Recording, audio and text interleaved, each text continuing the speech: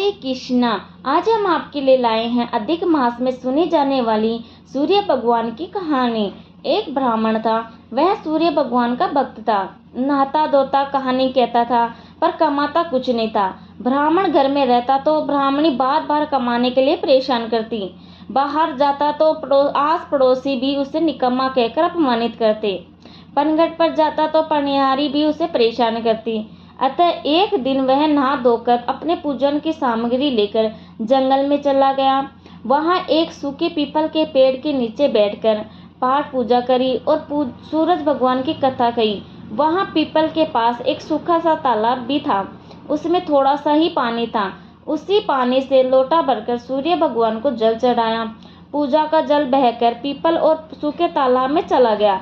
जल के जाते ही सूखा पीपल हरा भरा तथा सूखा तालाब साफ पानी से भर गया और उसी जल से सूर्य भगवान दिखाई देने लगे और कहने लगे, ब्राह्मण मांग तू क्या मांगता है। ब्राह्मण ने सुना तो वह घबरा गया, सोचने लगा कि पीपल में कोई भूत रहता है। अब जब भी वह रोज पूजा करता तभी आवाज आती। सुनकर वह चिंता के कारण दुबला होने लगा।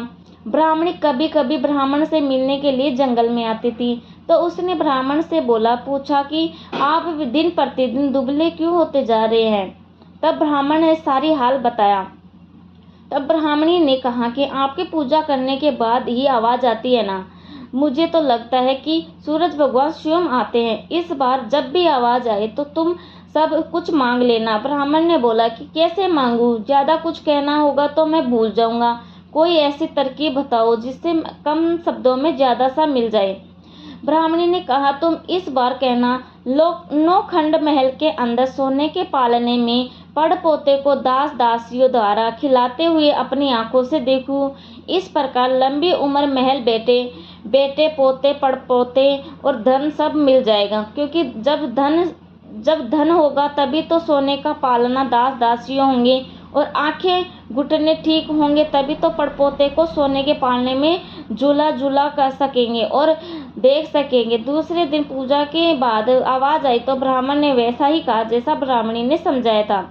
सूरज भगवान ने कहा, दिखने में तो भोले दिखते हो, पर एक बार में ही सब कुछ मांग लिया। सूरज भगवान ने कहा, जा तेरी इच्छा पूरी होगी। ब्राह्मण जंगल से घर आया तो देखा कि उसकी टूटी हुई झोपड़ी जगह एक नौखंड महल खड़ा है। दास दासी आ जा रहे हैं। ब्राह्मण ने उससे कहा, यहाँ मेरी झोपड़ी और ब्राह्मणी थी, कहाँ गई। उस समय महल की खिड़की से एक सुंदर औरत गहनों और सुंदर कपड़ों से सजी हुई बाहर आई और वह वहीं से बोली कि आ जाओ, यह अपना ही घर है। सूरज भगवान ने तुम्हारी मनोकामना पूर्ण कर दी। ब्राह्मण ने कहा कि हम इतने धन का क्या करेंगे। ब्राह्मणी ने कहा, धन से क्या नहीं होता है, दान पुण्य यज्ञ होम करेंगे। फिर ब्राह्मण ने वैसा ही किया। अब सब राजा की जगह ब्राह्मण का गुणगान करने लगे। राजा ने यह सब सुनकर ब्राह्मण को बुलवाया और पूछा, कल तक तो आपको खाने भी नहीं मिलता था, आज यह धन कहाँ से आ गया, कहाँ से चोरी डाका डाला है। ब्राह्मण ने कहा कि यह सब तो सूर्य भगवान की कृपा है और सारी कहानी बता दी। राजा ने यहाँ कहा कि मेरे पुत्र नहीं है तो मुझे क्या करना चाहिए। ब्राह्मण ने राजा को सूर्य भगवान की पूजा विधि बताई। राजा ने वैसा ही किया और उसके पुत्र हो गया।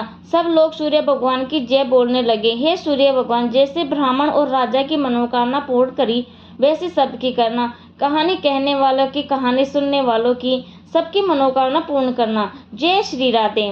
विधायक जी की कहानी। एक छोटी सी लड़की थी। वह घर के बाहर चबूतरे पर बैठी थी और झूठे की भाई खिला रही थी और झूठे के ही बिलोवना बिलो रही थी। उधर से गणेश जी जा रहे थे। गणेश जी ने छोरी से पूछा कि तुम क्या कर रही हो।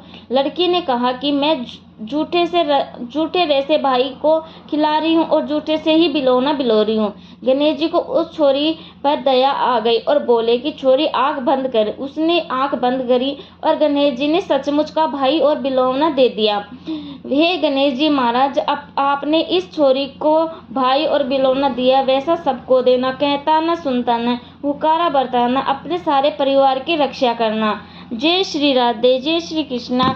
थैंक यू, धन्यवाद। राधे राधे। वीडियो पसंद आए तो लाइक, सब्सक्राइब एंड कमेंट जरूर कर देना।